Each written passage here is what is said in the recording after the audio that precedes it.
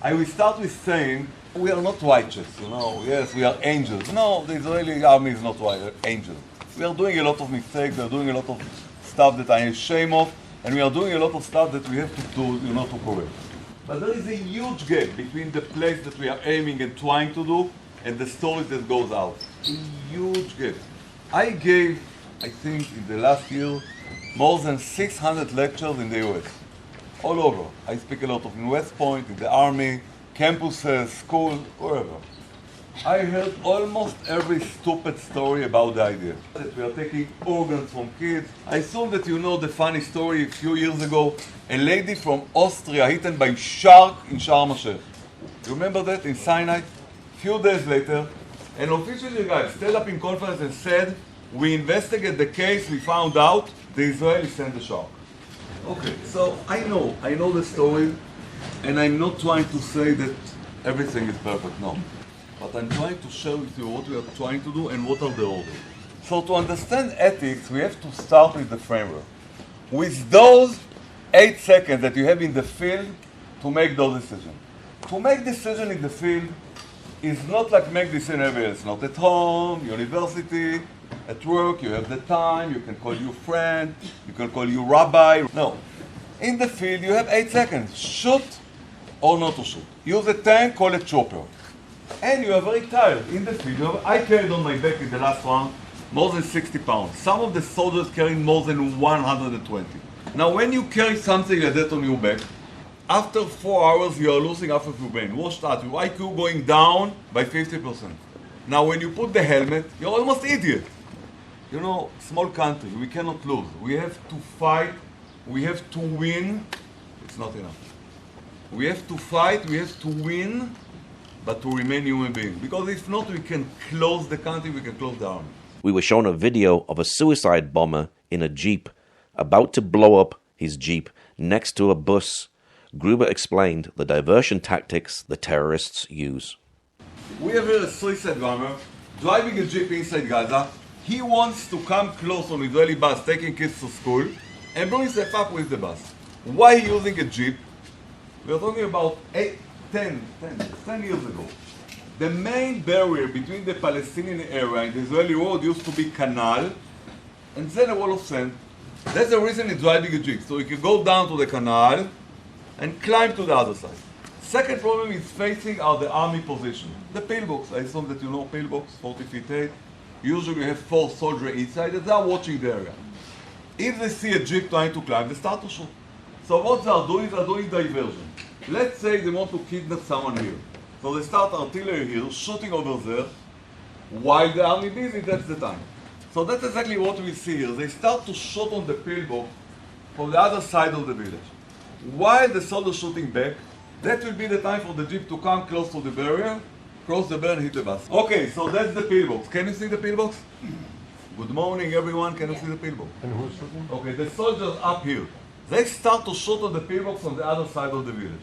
While the soldiers shooting back, and that's what you hear now, that will be the time for the Jeep to come close to the barrier, to cross the barrier. That, the black line, that's the barrier. So that will be the time for the Jeep to come close to the barrier, cross the barrier and hit the bus. But as you can see in the video, the challenge is the timing. The bus is here, the Jeep still in the traffic. So let's see what happens. The Jeep arrived too late. The bus is 2 miles from the area.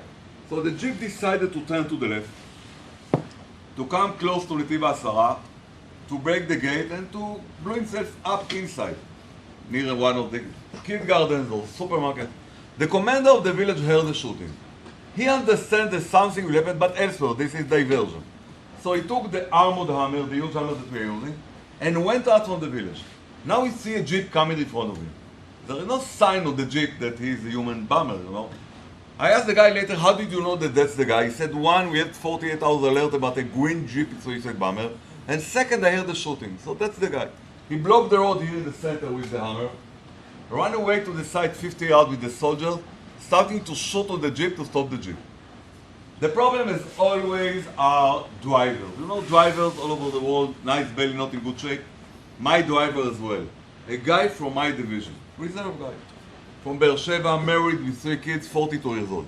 Something happened to the driver. He couldn't make the way out from the Jeep. Something trapped him to the Jeep. So he just opened the armor door, it's a very heavy door, and hide after the door. The guy's still alive. It's a miracle that the guy's still alive. But he lost the legs because the door covered him only up to the knees. And 300 kilo of TNT, you will see in a few seconds, it's huge amount. 8 seconds. That's the time that you have in the field to make those decisions. So the jeep running to the village, to the left. Okay, here we are. That's the jeep is the terrorist here. That's the Israeli Hammer. The soldier are here shooting the jeep, trying to stop the jeep. And the driver still near the Hammer. I arrived to the area 10 minutes after the attack. We found small pieces of our Hammer all over. And we found the driver still alive on the door without the legs, but still alive. Let's see what happened when 300 kilo feet blown up. When the jeep with the terrorists hits the Israeli Hammer. So that's the jeep and that's the Hammer. Okay, so that's the framework. That's the framework. Every time when we are dealing about ethics in the field, we are dealing about those 8 seconds. It could be 10, it could be 6, but those 8 seconds.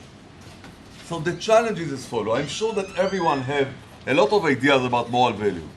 The challenge is has to bring those great ideas that you have to those 8 seconds to make sure that you are making the right decision. So in the IDF, the orders are as follows. You have to ask yourself 3 questions during those 8 seconds.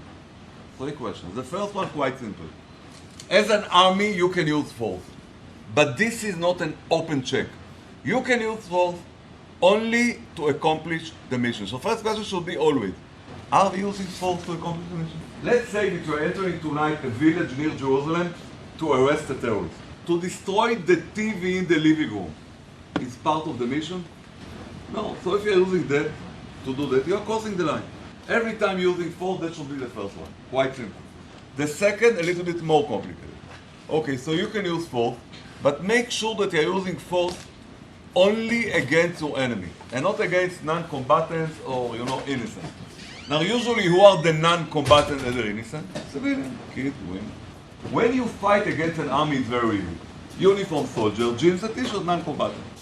When you are dealing with terrorists, are wearing the same jeans and t-shirt like everyone, is they even taking advantage on the fact that they are wearing the same jeans and t-shirt. Let's see a small footage. We have here a terrorist on the stretcher. Come on, Bentzi, the guy is not a terrorist. He's wearing casual. Can you see the gun here on the stretcher? The guy is a terrorist. Kalashnikov, AK-47. Now let's see what happened to the gun in the minute that the guy is on the stretcher. From now, the guy is what?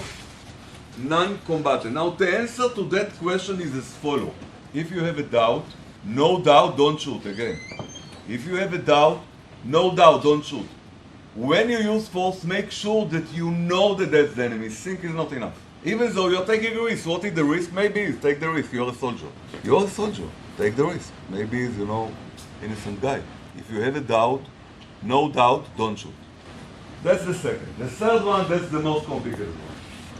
So the first one, you can use force only to accomplish the mission. The second, you can use force only against your enemy.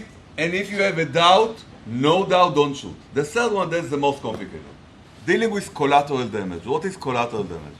Let's say that we have a car 5 minutes from Jerusalem with a terrorist inside. We know his name, that's the guy. We have a chopper on there. The chopper can very easily hit the car with a laser rocket. But the pilot said that inside the car are 5 kids with a terrorist. Shoot or not to shoot. So this is collateral damage. I'm not trying to hit the kids, I'm trying to hit the terrorist. But I know that if I will kill the terrorist, I will hit some of the kids. Collateral damage. You can cause collateral damage only in proportion to the immediate threat. What I know about the terrorist now. If I know from the intelligence that the guy now has a munition belt on himself and he is on his way to one of the hotels to blow himself up, I will shoot, although I will kill kids. But if not, listen carefully. Even though I know that that guy killed yesterday 5 Israelis, and 3 weeks ago 5 soldiers, I won't shoot. The pilot is not a judge. He's not trying to punish someone for something in the past. He's trying to avoid terror in the future. And if you have collateral damage without immediate threat, don't shoot. Let's see a video or two to understand it. It's not easy. Okay, so we are in Gaza. We have a pickup truck with 2 terrorists in 3 rocket engines. That's the pickup. We have a chopper on there, and the chopper can very easily hit the car with a laser rocket. Okay, so the chopper is here, the drone over there, and the chopper got the clearance to launch the rocket. So the chopper launched the rocket. Takes to the rocket between 50 to 30 seconds to make the way. 4, 5, 6 miles. While the rocket on the air, the pilot following the pickup with the laser.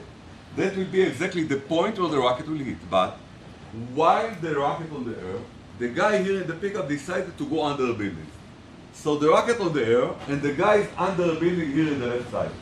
Tucked under the building. What I know about that building? Nothing. It can be daycare, school, family with 10 kids. But the rocket over there, you can't call back the rocket. Come back home. So what we are doing with the rocket? We are taking the rocket to the side and hit the ground to avoid collateral damage. Sometimes 85,000 a rocket. US dollar, of course, not Canadian. Every terrorist organization around the world, they love collateral damage. They will gain 3 points. One, much more PR. Wow, the Israelis cause they kill babies. Let's say that by mistake or not by mistake, we destroy a classroom in Nablus. Wow, the Israelis are cool. Second, they will gain much more support from the community. You know that the Hamas not always got, so much support in Gaza. But something like that, the support will increase. And the third one, they know the secret. That when Western country doing stuff like that, not only Israel, every Western country, the demonstration and the cracks will start inside those communities. The demonstration won't be in Gaza, they will be in front of the White House. They will be in the Big Ben, they will be here in Kikar Rabin. They know that. Ambulances.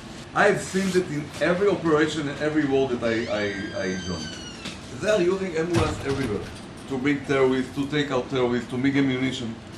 We have here on the right side a UN ambulance, a real UN ambulance. We have 2 guys inside, most of the time they are terrorists, but let's say 2 guys, the driver, the guy near the driver. Let's count how many terrorists enter one UN ambulance. So we have 2, we have the 3rd, the 4th, the 5th, here come the 6th, here come the 7th. They are using kids in every war. Usually when I speak with US officers or Canadian officers, they also fought in Afghanistan, they told me every time when they enter the village, everyone is running out from the village. Not in our case. In our case, they're running out, not from the village, to the street. That's the best show in town. And among the crowd, you see a guy with a rocket, a guy with a gun. Everyone is out. That's the best show in town. And among the crowd, you see a guy with a rocket. Now, if I will use my tank in a situation like that, I will kill 10 guys, 1 shell. So what we are doing, we are sending snipers to high buildings before they entering the area, before we entering the area, and they try to hit only the guy with the rocket, only the guy with the gun. Now, to do it here on the sidewalk, it's tough. Very crowded, a lot of people. The best time to do that, when the guy crosses the street, that's the time to hit. So what they are doing is they grab a kid in one side of the street, running into the other side, and throw the kid on the other side. And you are a sniper, half mile from the area. You won't shoot. This is not a stationary target, this is a moving target. The kid is waving with the leg, you can see it here. They hear that we are coming, the guy tried to grab a kid. The kid is yelling, leave me alone, I'm afraid, leave me alone. Okay, so he left the kid, very polite, took another one. Why they are doing that? Because they know much more than everyone the truth. When it comes to kids, for us it's a big issue. I cannot even imagine someone in Damascus running with a kid in the middle of the road. Or in Yemen today in the war in Yemen. Or in Libya. But when they fight with us, 20 people. They know the truth. That when it comes to collateral damage, for us it's a big issue.